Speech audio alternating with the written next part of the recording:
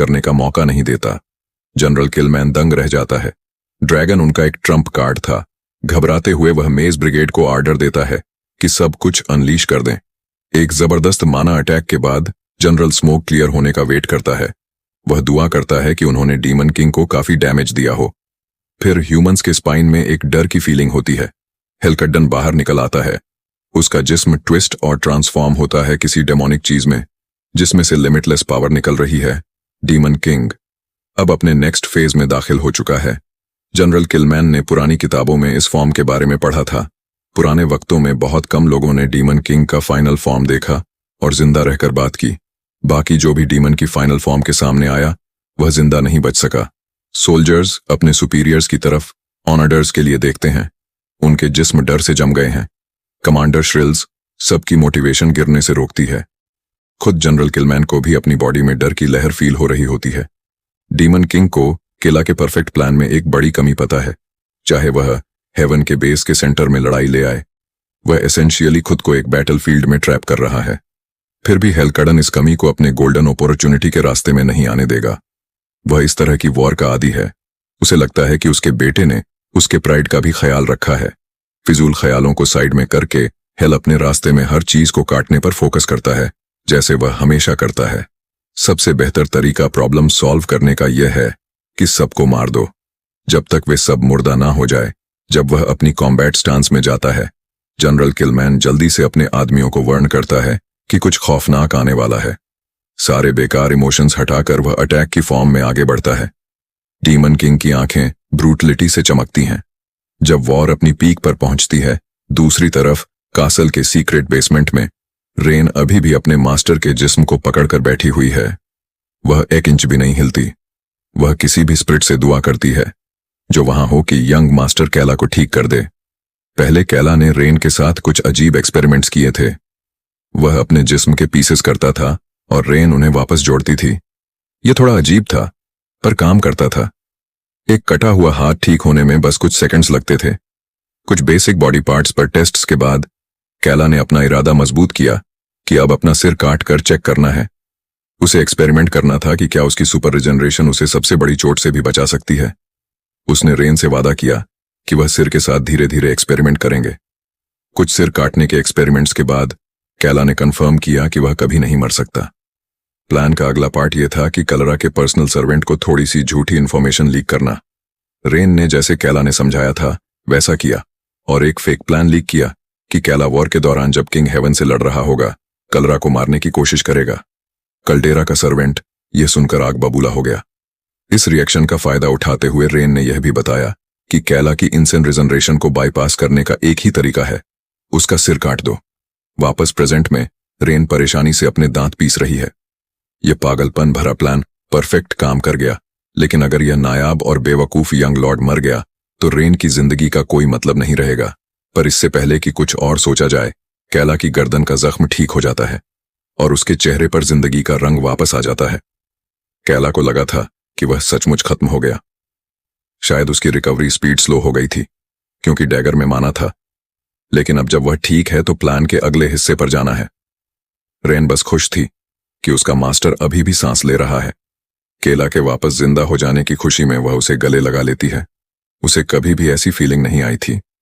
केला शर्मा जाता है और उसका दिमाग एकदम घूम जाता है। वह रेन को अचानक दूर करता है और प्लान पर वापस फोकस करने की कोशिश करता है। आगे बढ़ने से पहले वह दिल से रेन का सर्वेंट कॉन्ट्रैक्ट हमेशा के लिए खत्म कर देता है। इससे रेन को उसकी आजादी वापस मिल सकती है। अब वह सर्वेंट की जिंदगी से बंद ही नहीं रहेगी। ऐसा दिलदार फैसला रेन के दिल को छू जाता है। अब जब कॉन्ट्रैक्ट खत्म हो चुका है, केला उसे सलाह देता है कि वह ऐसी जिंदगी जो उसने हमेशा जीना चाहा, बिना किसी रेस्ट्रिक्शन के कैला को कामयाबी के साथ आगे बढ़ते देख रेन का दिल धड़कने लगता है। वह याद करती है जब वे बचपन में पहली बार मिले थे। वह छोटा लड़का कोई सर्वेंट नहीं चाहता था, बस एक दोस्त चाहता था। सालों बाद रेन ने उसके साथ जो सलूक किया, उसकी वजह से उसे गिल्ट महसूस होता है। अपनी गलतियों को सुधारने के लिए वह कैला से रिक्वेस्ट करता है कि उसे वापस सर्वेंट के रूप में ले ले। वह कासल के छुपे टनल्स में उसका पीछा करती है। दूसरी तरफ वॉर में जनरल किलमैन अपनी आखिरी टांग पर है। उसकी पूरी बॉडी इंजर्ड हो चुकी है और एक आंख भी गड़ेब है। डीमन किंग हेलकडून भी बिल्कुल ठीक नहीं है। उसने एक बाहु खो दी है और सीरियस डैमेज झेला है चारों तरफ से। क्राफ्टी अटैक्स के बावजूद डीमन किंग अकेला खड़ा है। मजबूत किलमैन मानता है कि वह ऐसे मॉन्स्टर के आगे नहीं टिक सकता। उसके अंदाजे से कोई एक इंसान अकेला इस डिजास्टर को रोक ही नहीं सकता। आसपास देखकर हेलक एल्डन देखता है कि ह्यूमन फोर्सेस लगभग खत्म हो चुकी है। देखा जाए तो उसके सोल्जर्स का भी वही हाल है। इस मोमेंट में वह अपने बच्चों के बारे में सोचता है। वह यह बात एक्सेप्ट करता है कि कोई भी उसकी मदद के लिए नहीं आ रहा। मायूसी में डूबने के बजाय वह खुद को याद दिलाता है कि यह उसकी अपनी लड़ाई थी। अपने आखिरी बचे हुए माना के साथ वह हर चीज को साफ करने का एम करता है। इधर केला और रेन अंडरग्राउंड टनल्स के आखिर में रोशनी तक पहुंच चुके हैं। एक बार बाहर निकल गया तो वह डीमन कासल के बॉर्डर से दूर होगा। सचमुच आजाद वह इतना सोच में गुम था कि लगभग एक ट्रैप में फंसने वाला था। अगर रेन ने टाइम पर इंटरफेयर ना किया होता, वह उसके सामने कूद पड़ती है और इविल स्पेल्स के खिलाफ एक मैजिक शील्ड समन करती है। उसका अंदाजा सही था। जैसे ही उसे खून की बी आई, वह रेडी हो गई। अब छुपने का कोई मतलब नहीं। यह सुनकर हेवन के असासिन्स अपनी छुपने की जगह छोड़ देते हैं। वे लोग टनल्स में छुप कर बैठे थे ताकि अगर कोई भागने की कोशिश करे तो उसे पकड़ लें। लेकिन यह सब एग्जिट्स तो सीक्रेट थे, पर उन्होंने इस सीक्रेट एग्जिट को भी कवर किया हुआ था। यह असेस कोई मजाक नहीं कर रहे। उनका एक ही मिशन है, डीमन किंग की औलाद को पूरी तरह खत्म करना। वे दूर से स्प्स की बरसात करते हैं, जिन्हें रेन मुश्किल से अपने खराब होते शील्ड के साथ रोकती है। यंग लॉर्ड की वफादार सर्वेंट के रूप में वह उसकी सेफ्टी को सबसे ज्यादा इंपॉर्टेंट समझती है, अपनी जिंदगी से भी ज्यादा केला को। इस बात का पता है कि रेन के पास बस सिंपल डिफेंस मैजिक है। वह ज्यादा देर तक नहीं टिक पाएगी और अटैक मैजिक तो वह शायद यूज ही नहीं कर सकती। रेन ने 2 बार कैला की जान बचाई थी और अब वह अपनी जान देने की कोशिश कर रही है ताकि कैला भाग सके। कैला उसके कंधे पर हाथ रखता है, फिर वह उसे साइड में फेंक देता है और रेन को डांटता है कि वह इतना स्ट्रांग और टफ बनने की कोशिश क्यों कर रही है। अगर वह सचमुच उसकी सर्वेंट बनना चाहती है तो इसके लिए उसे थोड़ी देर और जिंदा रहना होगा। यह सुनकर असासिन्स उसे बेवकूफ कहते हैं कि उसने अपनी आखिरी उम्मीद फेंक दी। उन्हें जो इन्फॉर्मेशन मिली थी उसके मुताबिक कैला डीमन किंग के कासल का सबसे कमजोर वारिस है और उसे मारने के लिए मिडिल क्लास मैजिक ही काफी है। लेकिन उनकी इन्फॉर्मेशन गलत थी। कैला कमजोर नहीं था, वह बस डरपोक था। उसके पास ताकत थी पर उसे यूज करने की हिम्मत नहीं थी। अब एक नई रूह के साथ सब कुछ बदल चुका है। असासिन्स को लगता था कि डीमन किंग का बेटा कोई लो रैंक डीमन है। उन्हें गलत साबित करते हुए कैला एक असासिन को एक ही पंच में खत्म कर देता है। वे अब अगली बार अपनी इंफॉर्मेशन पर ट्रस्ट करने से पहले 100 बार सोचेंगे। दूसरे असासिन को कैला ने पकड़ लिया था। वह कैला से अपनी जान की भीख मांगता है, पर कैला उसे क्रश कर देता है। हेवन के मेज असासिन को हराना आसान नहीं था, पर जब बाकी गैंग घबरा जाती है, कैला अपना खौफनाक रूप उन्हें दिखाता है। इस सिचुएशन में मेजर्स के पास एक ही ऑप्शन है, लाइट स्पीयर स्पेल। इस टेक्निक से वे अपना थोड़ा सा माना एक पावरफुल अटैक में जमा कर सकते हैं। इसका नुकसान यह है कि अगर यह अटैक सही से काम ना किया तो इसका असर मेजेस पर भी पड़ सकता है। इस खतरनाक स्पेल की ताकत का अंदाजा लगाते हुए रेन अपने मास्टर से पीछे हटने को कहती है, पर अब देर हो चुकी है। रेन और कैला पर बहुत सारे स्पीयर से अटैक होता है। जख्मी कैला पूरी तरह पैरालाइज हो जाता है। रेन भी इस खतरनाक स्पेल में फंस जाती है और अपने मास्टर से एक बार फिर फेल होने के लिए माफी मांगती है। बाकी मेजर्स थक चुके हैं पर खुश हैं कि उनका प्लान काम कर गया।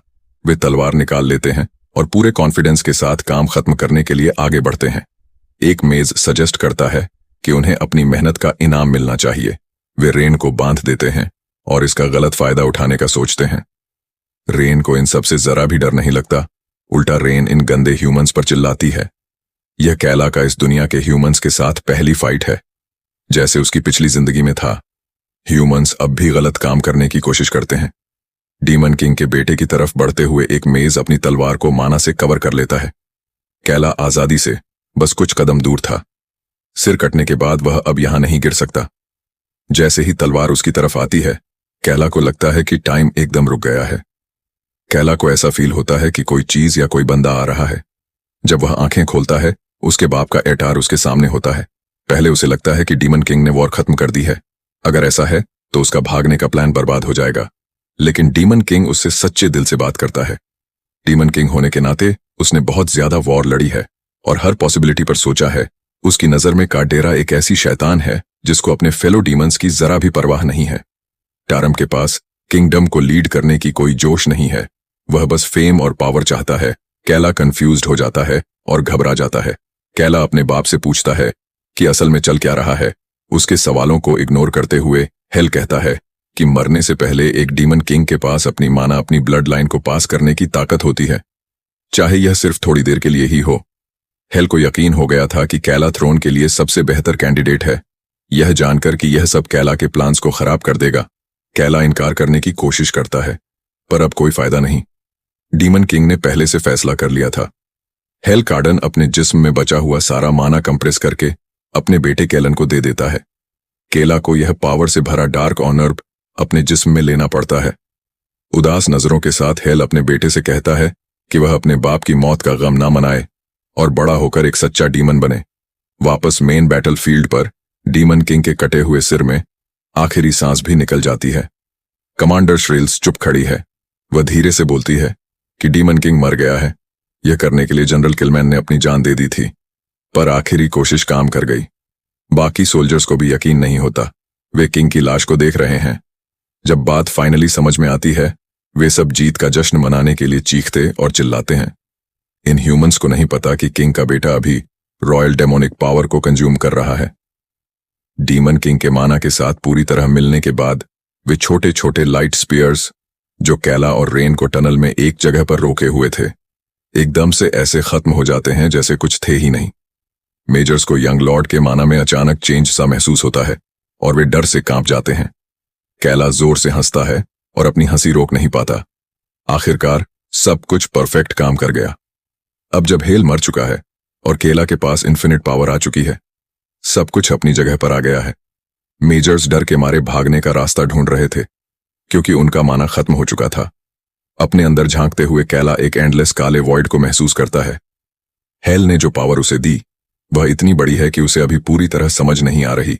जब मेजर्स डर के पीछे हटते हैं तो कैला उन्हें बोलता है कि वे वो सब घटिया बातें रिपीट करें जो उन्होंने रेन के साथ करने को कही थी। हाँ, वह खून से डीमन है तो बदला तो लेना बनता है, और अब जब उसके पास अपने बाप की पावर्स हैं, इन कमजोर मेजर्स को हैंडल करना एकदम आसान था। हेल की पावर सचमुच बहुत कमाल की है, पर कैला महसूस करता है कि इसका इस्तेमाल करने से उसके जिस्म पर काफी प्रेशर पड़ता है। इसे सही से हैंडल नहीं कर पा रहा। यह कंफर्म करने के बाद कि रेन ठीक है, मास्टर और सर्वेंट इस खौफनाक जगह से निकलने के लिए आगे बढ़ते हैं। चाहे हेल एक बुरा बाप था, कैला अंदर से उसका शुक्रिया अदा करता है कि क्योंकि उसकी वजह से यह एस्केप पॉसिबल हो सका है। बैकग्राउंड में डीमन किंग का कासल जल रहा होता है और यह दोनों एक हरे भरे खेत में चल रहे होते हैं। पहली बार कैला को सचमुच आजादी का एहसास होता है। यहां से आगे उनके पास बहुत सारे रास्ते हैं। वह जहां चाहे जा सकता है, जो चाहे बन सकता है, और वह अपनी मर्जी की जिंदगी जी सकता है जो उसने हमेशा चाही। जब वह इस आजादी में खुशी मना रहा होता है, एक अजनबी पावर उसके जिस्म के आसपास जमा होने लगती है और पूरी तरह उसे निगल लेती है। रेन इस मैजिक के चेंजेस को टेलीपोर्टेशन स्पेल समझती है। जल्दी से कैला रेन का हाथ पकड़ता है ताकि वह उसे भी साथ ले जाए जहां यह मिस्टीरियस स्पेल उसे ले जा रहा है। रेन बिना कुछ और सोचे अपना इरादा मजबूत करती है कि वह जहां भी कैला जाए वह उसके साथ जाएगी। जब वे लैंड करते हैं, दोनों को कोई आइडिया नहीं होता कि यह स्पेल उन्हें कहां ले आया। रेन पहले सोचती है कि कैला ने टेलीपोर्टेशन स्पेल इनिशिएट किया, पर कैला को खुद इस सब के बारे में कुछ नहीं पता। उसे लगता है कि यह एक ऑटोमेटिक स्पेल था जो अलार्म की तरह ट्रिगर हुआ। उसके बाप ने शायद यह तैयार किया था, अगर वह बैटल में मर जाए तो खुद टेलीपोर्ट हो जाए। न सिर्फ वे एक अनजान जमीन पर टेलीपोर्ट हो गए, बल्कि उनके सारे बचे हुए जख्म भी पूरी तरह ठीक हो गए। केला के अंदाजे से उन्होंने टेलीपोर्टेशन स्पेस में शायद 3 दिन बिताए होंगे। डीमन किंग ने जानबूझकर टाइम सेट किया होगा, साथ में हीलिंग मैजिक भी काम किया होगा। यह सब इमरजेंसी के केस के लिए होगा। एक साथ 2 हाई लेवल स्पेल सेट करना कोई छोटी बात नहीं। हेल एक बुरा बाप हो सकता था, पर अपने बच्चों की सर्वाइवल की उसे परवाह थी। रेन पजल के टुकड़ों को जोड़ती है और कंफर्म करती है कि डीमन किंग मर चुका है। एक तंजिया स्माइल के साथ कैला अपने प्लान के इतने अच्छे से काम करने पर खुशी मनाता है। अब जब किंग की सीट खाली हो चुकी है, रेन सजेस्ट करती है कि केला अगला डीमन किंग बने नेचुरली। यह आखिरी चीज है जो वह करना चाहता है, पर रेन ने पिछले कुछ दिनों में उसके अंदर चेंज देखा है। अब वह उसे किंग की लेगेसी का असली सक्सेसर मानती है। वह कसम खाती है कि वह अपनी पूरी ताकत से उसकी हेल्प करेगी जब तक वह किंग ना बन जाए, चाहे कुछ भी हो जाए। कैला इस टाइम इस सब से इनकार कर देता है क्योंकि अभी उसके पास मैन पावर की कमी है। कुछ मिनट चलने के बाद वे पहला क्लू देखते हैं कि वे असल में कहां टेलीपोर्ट हुए हैं। आसपास का एरिया देखकर लगता है कि वे आर्सोल में हैं। मैजिक का सिटी जहां मैजिकल टैलेंट को सिर्फ डीमंस को खत्म करने के लिए यूज और मॉडिफाई किया जाता है। मैजिक का सेंटर होने के नाते आर्सोल अभी डीमन किंग हेल के मरने का जश्न मना रहा है। दोनों कंफ्यूज्ड हैं कि टेलीपोर्टेशन स्पेल उन्हें दुश्मन के टेरिटोरी के सेंटर में क्यों ले आया।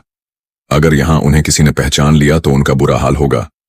रेन अपने दिमाग का यूज करती है और ट्रांसफॉर्मेशन मैजिक से अपने डेमोनिक फीचर्स छुपा लेती है। अब वह एक नॉर्मल और खूबसूरत लड़की लगती है। केला भी ऐसा ही करता है और एक पंख में ट्रांसफॉर्म हो जाता है जिसके बाल ढाई हुए होते हैं। आर्सोल के बारे में उसे कुछ खास नहीं पता था। वह रेन से पूछता है कि उसे इस मैजिक के सिटी के बारे में क्या पता है। रेन के मुताबिक आर्सोल एक छोटा सा आइलैंड कंट्री है जो टालुआ के ईस्टर्न बॉर्डर पर है। यह जगह एक जॉइंट वाटर गॉर के ब्लेसिंग्स से है जो पास में ही रहता है। क्रिप्टेड गॉर की प्रेजेंस की वजह से इस आइलैंड पर नेचुरली बहुत ज्यादा मैजिक प्रोड्यूस होता है, जिसकी वजह से ताकतवर मेजेस पैदा हुए। सबसे बड़ी बात, तलुआ के लोगों की डीमंस के साथ एक लंबी वॉर चल रही है। केला समझ नहीं पाता कि उसके बाप ने उसे सारे सिटीज में से यहीं क्यों भेजा। नेचुरली वह इस एरिया से जल्दी निकलना चाहता है, लेकिन भागने के लिए थोड़ी सी तैयारी करनी पड़ेगी अगर वह यहां से सेफली निकलना चाहते हैं। इस दुनिया में अपने गोल्स अचीव करने के लिए मैजिक एक जरूरी टूल होगा। अपनी मैजिक के नॉलेज को ज्यादा करने का इससे बेहतर तरीका नहीं कि वह एक ऐसे शहर में डूब जाए जहां मैजिक हर जगह है। आर्सोल के लोगों की जिंदगी में मैजिक पूरी तरह से घुला हुआ है। यहां तक कि कॉमन बिल्डिंग्स में भी मैजिक का यूज होता है। कुछ स्ट्रक्चर्स तो पूरी तरह मैजिक पर डिपेंडेंट है। अगर केला यहां सीख सके तो वह अपनी नॉलेज को और इफेक्टिवली यूज कर पाएगा। लेकिन 3 स्पेस में फंसे रहने के बाद पहले उन्हें कुछ खाना चाहिए। शुक्र की बात यह है कि आर्सोल ट्रेड से भरा हुआ है और टाउन स्क्वायर के हर कोने पर फूड कार्ट्स लगे हैं। जब उन्होंने कंट्री का famous magic dish pastries try किया, रेन तो एकदम पागल ही हो गई। उसे एडिक्ट करने के लिए एक फूड कार्ड ही काफी था और इस तरह उनका अंडरकवर रहने का प्लान हवा में उड़ गया। दोनों एक फूड कार्ड से दूसरे पर कूदते रहे। रेन लीड करती हुई हर इंटरेस्टिंग चीज को सूंघ कर ट्राई करती रही। कैला सोचने लगा कि शायद उसे रेन को इन गलियों में छोड़ देना चाहिए। पूरा दिन खाने के बाद उन्होंने एक मैजिक बार ढूंढा जहां वे रिलैक्स कर सकें। बार के अंदर लोग डीमन किंग के खत्म होने का जश्न मना रहे थे। तालसन की कमांडर श्रिल्स पार्टी लीड कर रही थी, जो पूरे बार का बिल पे कर रही थी। नशे में डूबे लोग आर्सोल के सबसे बड़े मेज की तारीफ कर रहे थे। रश में केला और रेन भी थे। कुछ बियर्स ही काफी थी इन बच्चों को नशे में डुबाने के लिए और वे ह्यूमंस के साथ मस्ती करने लगे। कैला सोचने लगा कि कभी कभी थोड़ा ब्रेक लेना बुरा नहीं। जब वे नशे में जश्न मना रहे थे, उनकी नजर विक्टोरियस कमांडर पर पड़ी। किसी अनजान वजह से उसका इंटरेस्ट इस अजीब कपल पर था। कुछ राउंड्स और के बाद कैला को बाहर से भागकर बाहर जाना पड़ा। वोमिट करने के लिए उन्होंने एक्साइटमेंट में हद से ज्यादा पी ली थी। थोड़ा होश में आते हुए रेन को लगा कि डीमन किंग की मौत का जश्न मनाना थोड़ा डिसरिस्पेक्टफुल है। अचानक लोगों का एक हुजूम टाउन स्क्वायर की तरफ भागता हुआ आया। सब एक नए एस रैंकवेस्ट के लिए एक्साइटेड थे जो हर किसी के लिए पोस्ट किया गया था। पिछला एस रैंकवेस्ट डीमन किंग को मारने का था जो अभी खत्म हुआ था और अथॉरिटीज ने ऑलरेडी एक और डाल दिया। क्यूरियस होकर यह देखने के लिए कि यह हंगामा क्या है, रेन नशे में धुत केला को खींच कर ले गई। कासल की दीवार पर एक बंटी पोस्टर लगा था डीमन किंग के बेटे के लिए और उसके सिर की एक भारी कहीमत लगी हुई थी। लगता है ह्यूमंस इस बार रॉयल ब्लड लाइन को पूरी तरह खत्म करना चाहते हैं। कैला नशे में अपनी आइडेंटिटी ऑलमोस्ट रिवील कर देता है, लेकिन रेन उसे रोक लेती है और मरने से बचा लेती है। ज्यादातर लोगों ने यही सुना है कि कैला डीमन किंग के बच्चों में सबसे कमजोर है। इसका मतलब वे एक बी रैंक डिफिकल्टी क्वेस्ट पूरा करके एस रैंक अवार्ड क्लेम कर सकते हैं। कॉन्टिनेंट के हर हंटर को यह सुनकर खुशी हो रही होती है। रश से आती इन सब बातों ने कैला का नशा एकदम उतार दिया। उसे सेफ खेलना होगा और छुप कर रहना होगा। अभी के लिए यही सेफ है। जब कैला और रेन टाउन स्क्वायर से निकलते हैं, रेन अपने मास्टर से पूछती है कि वह उसे पब्लिक में किस नेम से बुलाए। आखिर वह उसका असली नाम तो नहीं यूज कर सकती। थोड़ी सोच के बाद कैला कहता है कि उसे च्यू के नाम से बुलाए। यह अजीब नाम सुनकर रेन थोड़ी डिसअपॉइंटेड होती है। वैसे यह एस रैंक बाउंड जो सबके लिए आसान दिखाई दे रही है, असल में एक बुरी खबर है। च्यू ने आर्सल में 1 सेकंड और गुजारने का ख्याल छोड़ दिया। जब वे नए एस रैंक क्वेस्ट के बारे में बात कर रहे थे, नशे में धुत कमांडर श्रिल्स हाथ में अल्कोहल का मग पकड़े बीच में टांग अड़ाती है। कैला शायद उसे नहीं जानता, पर उसकी ओरा से ही वह समझ जाता है कि यह औरत एक खतरा है। बाहर के लोग उसे आरसोल की उम्मीद बुलाते हैं। वह डीमन किंग के बचे हुए बेटे की बुराई करती है। केला को उस वक्त चुप रहना पड़ता है और कोऑपरेट करना पड़ता है ताकि कोई उसे पहचान ना ले। इस औरत के हाथों पकड़ा जाना मतलब मौत के हाथों पकड़ा जाना। पांडर श्रिल्स को उन दोनों पर शक हो जाता है। वह उन्हें कंधे से खींचती है। वह सीधा पूछती है कि क्या डीमन किंग के बेटे से उन्हें कोई प्रॉब्लम हो सकती है। बार के अंदर उसे कुछ अजीब लगता है। ये दोनों बाकी सबसे अलग स्मेल करते हैं। केला और रेन घबरा जाते हैं, ये सोचते हुए कि उनका सीक्रेट खुल गया है। लेकिन तभी कमांडर उन्हें रिलैक्स करने को कहती है। उसने उन्हें सिर्फ इसलिए पूछा क्योंकि उनमें से ट्रैवलर जैसी बी आ रही थी, जैसे उन्होंने काफी दिनों से नहाया ना हो। एक अच्छे समरिटन की तरह वह दोनों को अपने घर आने नहाने और ड्रिंक्स लेने का इनवाइट देती है। कैला और रेन एक दूसरे को कंफ्यूज्ड नजरों से देखते हैं। वे दोनों अजीब एक्ट नहीं करना चाहते थे, इसलिए वे इनवाइट एक्सेप्ट कर लेते हैं। यूं ही वे आर्सोल के कमांडर के घर चल देते हैं और वहां रुकने के लिए मजबूर होते हैं। केला सरप्राइज्ड होता है कि यह खूबसूरत कमांडर सचमुच एक cozy hot springs bath offer करती है ताकि वे अपने जिस्म को साफ कर सकें। ऊपर से उसने एक अच्छा कप चाय और कुछ लजीज स्नैक्स भी दिए। इनके अजीब टेस्ट से केला अंदाजा लगाता है कि यह स्नैक्स भी मैजिक से बने होंगे। जहां तक उसे याद है, वह हमेशा फैंटेसी और गेम्स की दुनिया में जीना चाहता था। इस नई दुनिया में आने के बाद पहली बार कैला को लगता है कि वह अपना सपना जी रहा है। वह थोड़ा नशे में है, पेट भरा है, साफ है और उसके पास डीमन किंग की ताकत है। इससे बेहतर और क्या हो सकता है। इधर दूसरे बात में रेन डर से कांप रही है कि कहीं उसकी डीमन आइडेंटिटी ना खुल जाए। उसके साथ में कमांडर श्रिल्स बैठी है, जो अपने बड़े बाटअप पर बहुत खुश है। उसका बार टटअप बड़ा गोल और गीला है। क्या तुम लोग ये देख सकते हो? वह मजाक करती है और रेन को कहती है कि वह इतना नर्वस एक्ट ना करे वरना कोई सोच लेगा कि वह डीमन है। रेन हंसकर बात टाल देती है। उसे रिलैक्स कराने के लिए कमांडर अपनी फिंगर्स हिलाती है और एक खुशबूदार सेंट उसके हाथ से निकलती है। रेन तुरंत होली एलिमेंट की बेस सूंघ लेती है। डीमंस के लिए सबसे बुरी सेंट। न सिर्फ यह उनके सेंसेस के लिए बदबूदार है, बल्कि डेमोनिक माना भी ड्रेन करता है। अगर रेन इस बात में कुछ सेकंड्स और रही तो उसका डिस्गाइज स्पेल खुल जाएगा। वह अपने मास्टर को बुलाना चाहती है, पर कैला अपनी चाय पी रहा है और हॉट स्प्रिंग बात एंजॉय कर रहा है। अजीब बात यह है कि कमांडर एक अनजान लड़की से दिल की बात शेयर करती है। श्रिल्स को लगा था कि डीमन किंग के मरने के बाद उसका सारा दुख खत्म हो जाएगा। ट्रेन अपनी नाक बंद करके बस इस होली स्पिरिट की बदबू से दूर जाना चाहती है, जो हवा में फैल चुकी है। उसकी परेशानी को नजरअंदाज करते हुए श्रिल्स कहती है कि उसे अल्टीमेट मेज बनने के लिए डिजाइन और ट्रेन किया गया था। आखिरकार रेन उसकी बात को बीच में काटकर भाग जाती है। वह बहाना बनाती है कि उसे थोड़ी देर के लिए रेस्ट रूम जाना है। श्रिल्स बात टटअप के किनारे पर झुककर एक अजीब सी स्माइल देती है।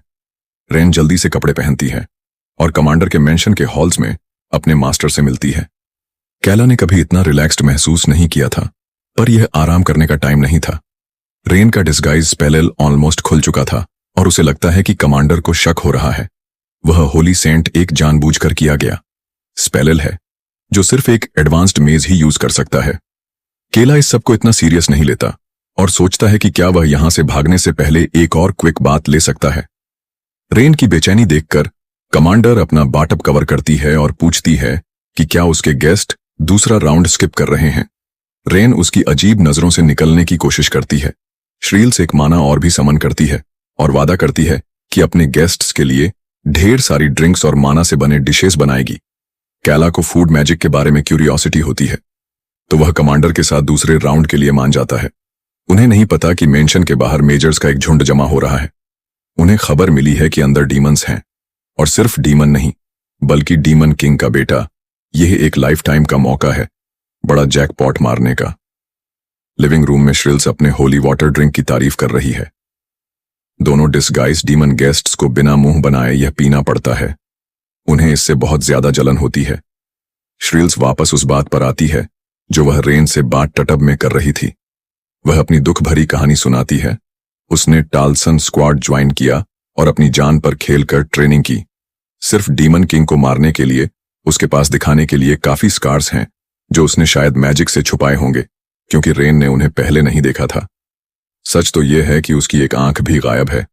उसके चेहरे के राइट साइड पर एक बदसूरत स्कार है जो कट लगने से बना कमांडर अपने जख्मों को मैजिक से छुपाने की आदी हो चुकी है, क्योंकि उन्हें देखकर उसे पिछले दर्द की याद आती है। जब वह एक चाइल्ड सोल्जर थी तब उसे और उसके एज के दूसरे बच्चों को डीमन किंग से नफरत करने की ट्रेनिंग दी गई थी।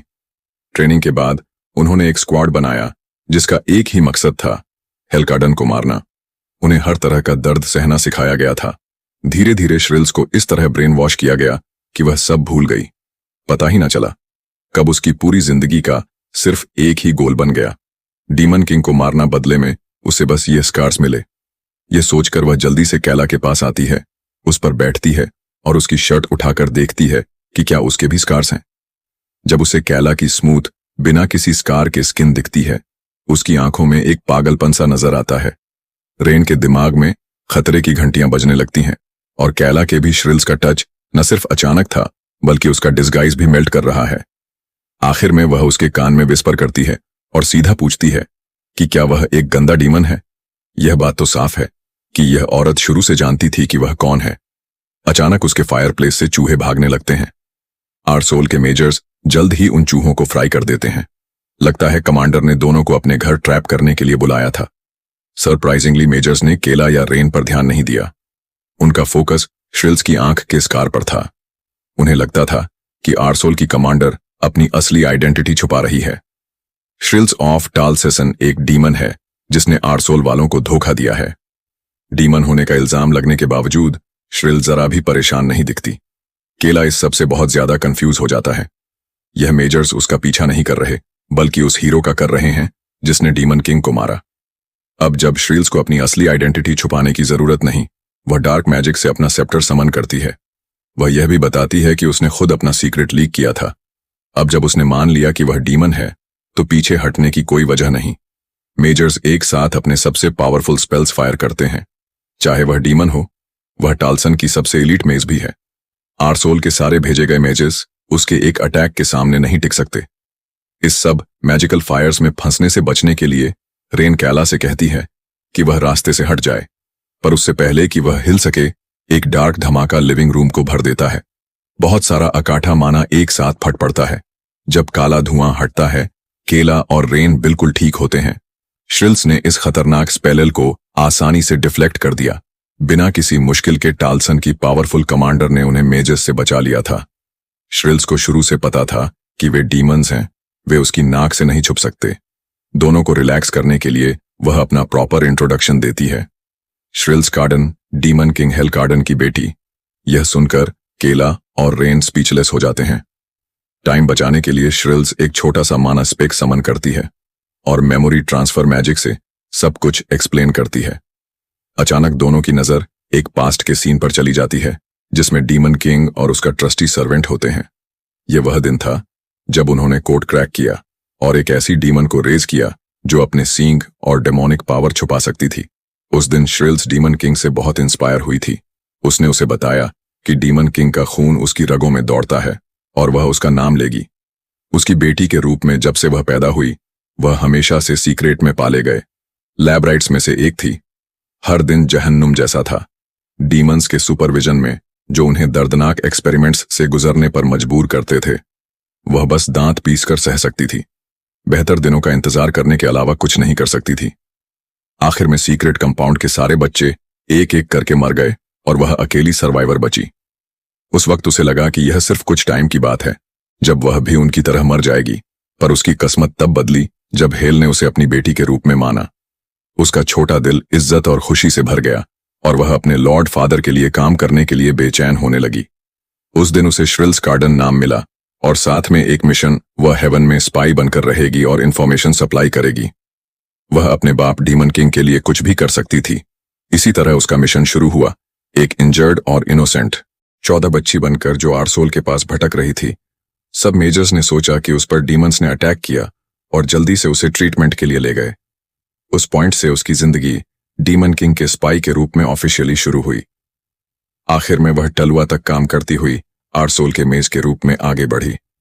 यह सफर बहुत मुश्किल था, पर उसने हर मुश्किल को पार किया।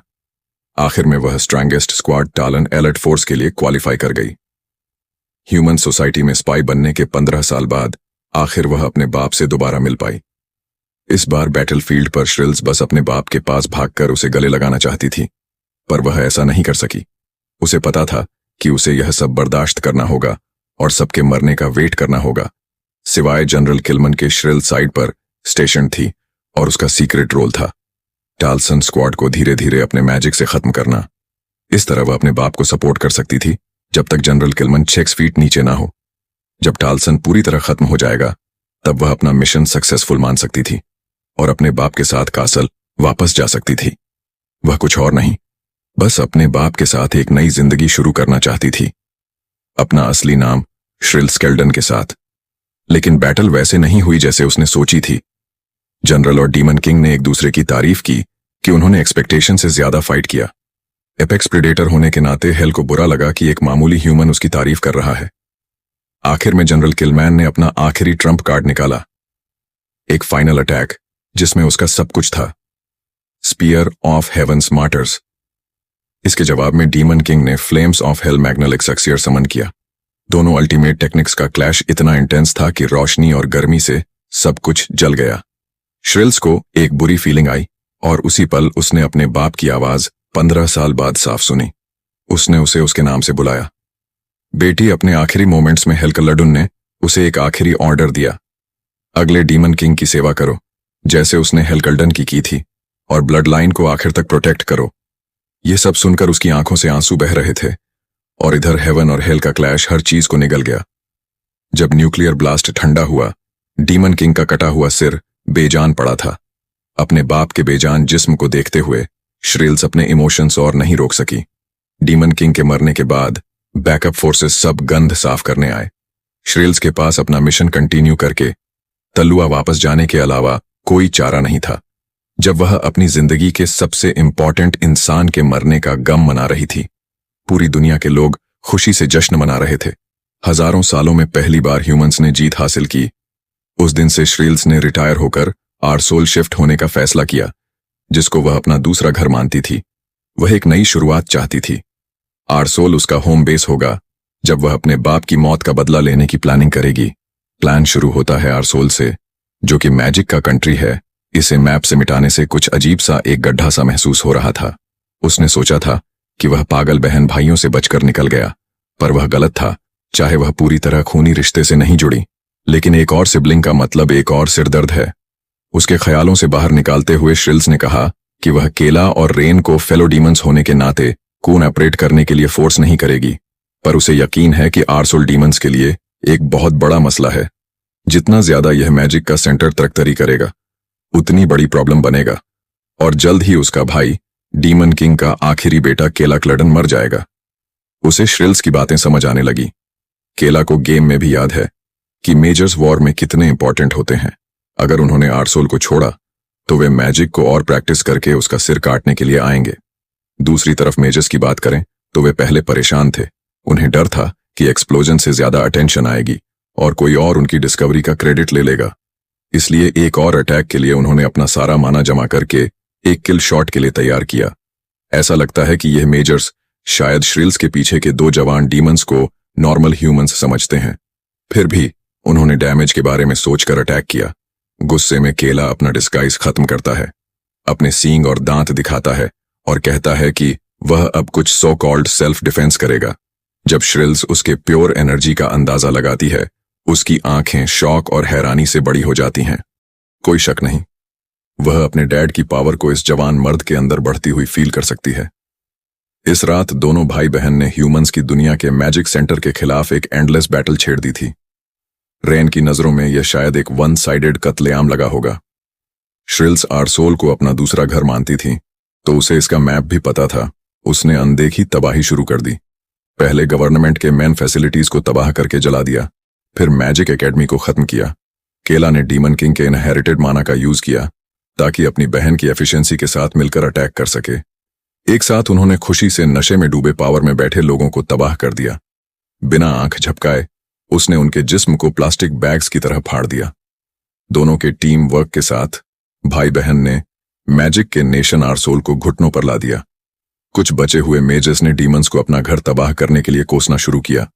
सच तो यह है कि श्रिल्स भी इन लोगों से कह सकती थी, वे बस बदला ले रहे हैं जो ह्यूमंस ने डीमन किंग के साथ किया। आरसोल तो बस शुरुआत है। श्रिल्स ने पहले टाल्सन स्क्वाड और तलुआ के ग्रेट एम्पायर को अगला टारगेट बना लिया है। वह सब कुछ खत्म करने के लिए तैयार है।